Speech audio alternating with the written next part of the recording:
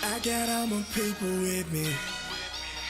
Tonight we about to run the city. And we looking like $1,000,000. So tell that girl to bring them bottles. We just wanna celebrate. We don't wanna make it rain. We ain't gonna bust a plane. My whole team is doing things and we just came to celebrate. We just came to celebrate. Discussion about the music industry, what it is they do, things that go on in the industry. So you guys are getting in the meaty part of the conversation. But, I'd like to start off with Miles. Why don't you tell everybody what it is, your title, and how long you've been doing what you do? Well, nom de plume is Mouse Quake. I am a music producer, audio engineer.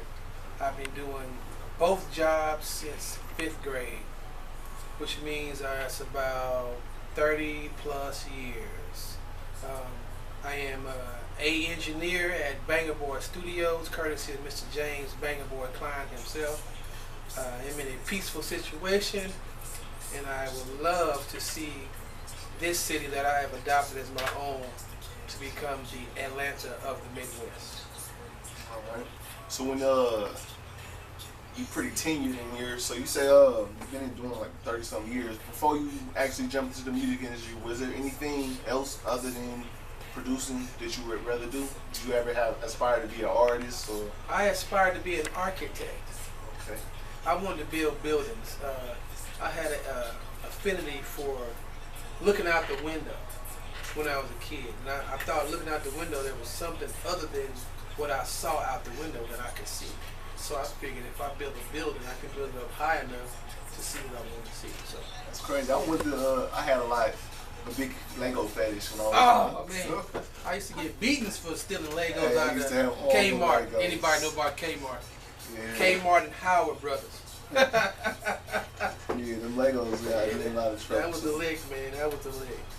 Was there ever a time in the time you've been in the industry where you fell back and was like, this isn't for me, situations weren't right, you just maybe want to take a path change? Well, I did. I actually, I played ball at North Carolina State. I only went to school to play ball so I could get to the music department. That was it. I didn't care about being an athlete. It just happened to be good. And when I got out of college, I had to go back to the hood. Now, I'm from Newark, New Jersey. Anybody know about the Brick City? What's up? It wasn't happening. So, on the third day out of college with a college degree, I left and went to the recruiter station, Air Force recruiter station. Well, it was a MEP station. I said, the first one of y'all can get me out of here today, I'm going. Oh, that's where they have all of them. Yeah. Right? Luckily, the Air Force could get me out of there. So I went to the Air Force for 20 years. Okay. But during the 20 years in the Air Force, I knew that I wanted to be a musician. So I would take lessons, go to class, buy means and instruments, learn to play them, then go learn some stuff. And that was it, man. Then after the big turning point for me was when I got stationed at Oakland International Airport. I worked at the DEA office. And I ran into a cat named Diamond D. Remember him? Mm-hmm. Back in the day. And we were talking over some Lay's potato chips and a Sprite. We were talking. And he said, man, you need to come down to my studio. I was like, I don't know about that. I said, yeah, man, I'll come get you. So he took me to a studio in Richmond. It used to be called Starlight Sound. It's in the South, right? Yeah, on the South. On the other side of Richmond High School, way in the back, in the warehouse district over there. And he took me there, and from that point, I just started hanging out with him a lot. I met him, and I met Paradise, and I met Paris. Yeah, The Devil Made Me Do It, and all that. And I met Paris, and then I met Marcus Clemens. And they took me around the circuit, who introduced me to Mr. Joe. Now, anybody know Mr. Joe? Mr. Joe is a blind guy who had a studio in the basement of his house.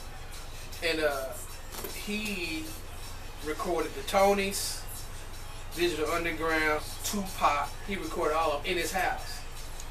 And I went to see Mr. Joe. Mr. Joe said, yeah, man, you need to go and get you another drum machine because your drum machine is not working. Now, Mr. Joe can't see, so that means his ears was impeccable. and he said, I'm gonna send you to see one of my boys. He sent me to Arts Music on East 14th Street in San Leandro, and the guy he sent me to see was Shock G. Shock G. Greg Jacobs sold me my first drum machine, and from that point on, I've been full throttle ever since. That's what's up. So, what kept you motivated? What was the drive in you to keep you focused and stay in the direction? I know it's a lot of things in the world that can divert you from your vision. Well, not going back to the hood. That was it. I didn't see any reason to not do what I felt like doing.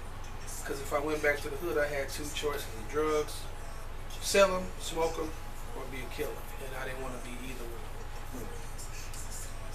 Well, what were some of your major influences coming up in the music? Like, what inspired you? How your sound is? And Beethoven, Bach, Stevie Wonder, Wes Montgomery, a lot of old cats, George Benson. I just like guys who put music and stuff. And seeing, I grew up in the hip hop when hip hop started kicking off. I just thought that would be sweet to be in hip hop. I just got lucky. Say it like that. You know, I got lucky where what I did was pretty good. So, but yeah, that's the kind of stuff I like. Rock music. So now we have Mr. Banger Boy himself in the room, so he'll be getting some questions also. But what was some of your influence coming up as far as music goes? Man, I'm gonna be honest, bro. I have to say, man, I was a really big follower of No Limit. The whole No Limit campaign movement, man, everything about it, bro. It was so much inspiration because for me, all I wanted to do was get out the hood. But when I had the opportunity to utilize some of the stuff that I felt like, you know, P was doing, some of the tools, some of the concepts that he put into effect, man, to try to, you know, maximize on the opportunity, man. I mean, man, that was like fire to me, bro. I was cooking everything. You feel what I'm saying? Yeah. So, but yeah, I definitely have to say, man, No Limit. I mean, I really loved back then. I liked the you know, the Outkast, you know, Goody Mob, you know, in the Atlanta region or whatever. From up north, you know, I followed. I would have to say, man, I followed. First time I really kind of got into the up north music was Biggie, Jay-Z. You know, I really didn't follow a whole lot of people. I liked Nas's concepts, but I really couldn't grasp his music early on. But once the older I got, I was like, damn, this nigga right here, boy. It happened to me the same way. It's like crazy, man. Got old and it's like, okay, now I understand you, Nas. So first you was like, right, now I understand you. Now I know what you're trying to tell these brothers. All these years. Yeah. Man, looking all that old stuff over again to understand it, yeah. That's a good one. And No Limit, that was also one of mine. I actually got a chance to meet Silk the other day. He was in town. He was in town. Yeah. And I got to meet him. Yeah, he still talk real fast? Yeah, he talk fast. We understand each other, you know, we from the same area, so it was like, okay, I understand that fast talk also. Right, right. How did you get started in the music business? Financially or as far as passionately? Like, where you are today, how did it begin? Did you stumble across a studio? Did you fall on the $1 trillion bucks? No. I can tell you exactly how I got into music. I was trying to get out the hood. Really, I mean, I know a lot of my stories started out like that though. But I remember one time it was a real bad situation just happened probably a couple of weeks before, and then you know, I kind of was shooting basketball one day, man, and got into a real bad fight, man, down on the basketball court or something. And I remember walking home, man, and I was like, man, and all I could think about the whole time is I'm tired of this life. You know what I'm saying? I'm tired of dealing with the, the ignorance, the gang banging, the, D-boy, and the, all that kind of stuff. It didn't really excite me. Mm. And at that point, I did what I had to do because I had to do it, but I didn't necessarily want to be in that life no more. So, I had a daughter and I had a son. I just had a little baby boy, at this time, and I was like, man, I said, you know, I can't do it. And I was, as I'm walking home, having this conversation with myself, and I remember about maybe 30 yards away from my house, 20 yards from my house, I said, God, you gotta get me out of this hood. I said, you gotta give me something to get me out of this hood. And you know, he said music. And I was saying to myself, I was like, music? You know, it was a question mark to myself. I was like, I don't know, but I'm gonna listen. You know what I'm saying?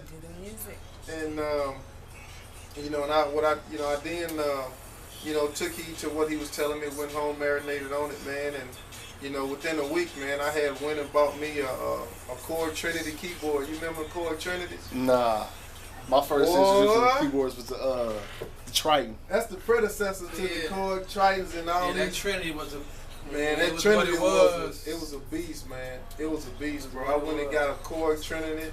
I went and bought a Roland VS Studio. I think I had the 880 then. The 880 or the 890 had just came out, and I had got that, and I got a couple more pieces. I remember I bought me a Shure Beta 87A. I'm talking about just little stuff I knew. I was like, man, I'm finna get this ball rolling, you know. And I just started really focusing on producing tracks, you know. Back then, I mean, I really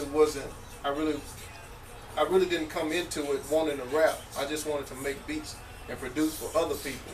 But it was kind of hard for me to find people that was dope, you know, that could rap. Get on the tracks. So I was like, man, I'm not finna let just anybody get on my tracks. So I started rapping on my tracks. And next thing I know, man, I was that dude in the city. You know, I was making money selling tracks. You know, people wanted a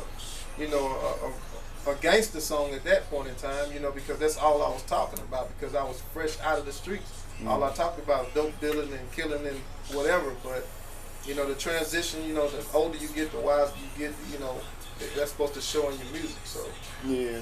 Well, that's a real long way to tell you, but I was trying, like I said, I was looking for an avenue out of what I was living in. Yeah, you know, always a way come when you ask for it, huh? Oh yeah. This is for both of you guys. Name some of the people you guys work for, produce for, engineers. You know, some names that might make a person say, "What? They did that?" You gonna make me first? Okay, I'm gonna say this, bro, man, I don't really name drop, bro. I work with a lot of people look at on TV though. I'll say it like that. Either directly or indirectly, I work with a lot of people, and you know, I just say this: you never know when you come to Banger Boy Studio who you'll bump into. Now that is a fact. Right. That is a fact. I don't like the name drop either, but the most recent thing I did was I did Stop the Violence track. We had DeRoe, T Cash, the KO Boys, Dustin Cavazos, B Ham, Fat Pimp, See Through, Shella, and this cold-blooded singer named Ashley Hunter. Whew! It was smoking, yeah. But you know, I've been around long enough to do stuff. You have probably heard my tracks on the radio and heard them on TV and seen them in movies and had no idea that I was sitting right here. So that's how it goes. With that, who are some people that you would like to work with before you're done in the industry, or if it ever ends? Who are some people you like? You know, I can't finish until I get a track with Kanye or whoever. You know, I like singers. I really like singers. I'm a piano player. I like R&B stuff. I do the rap because it feels good to me. But if I had one project that I want to work on right now, I want Mystical. Mystical? I want Mystical. Because that brother, I played his stuff when I was walking through the jungles in the military. Wow. Okay, Here I so go he got you through it. Was my song. Here I Go and a Public Enemy, Welcome to the Terror Dome. Them are the only two songs I had on my Walkman. If you old enough to know what a Walkman is, that cassette tape. That was the only two songs on there. I want Mystical. All right, hopefully Mystical see this and hear this up. I do something for him. All right, you get a little more in depth. What are some of the important aspects would a person consider before they embark on doing music at all? Let the businessman get it.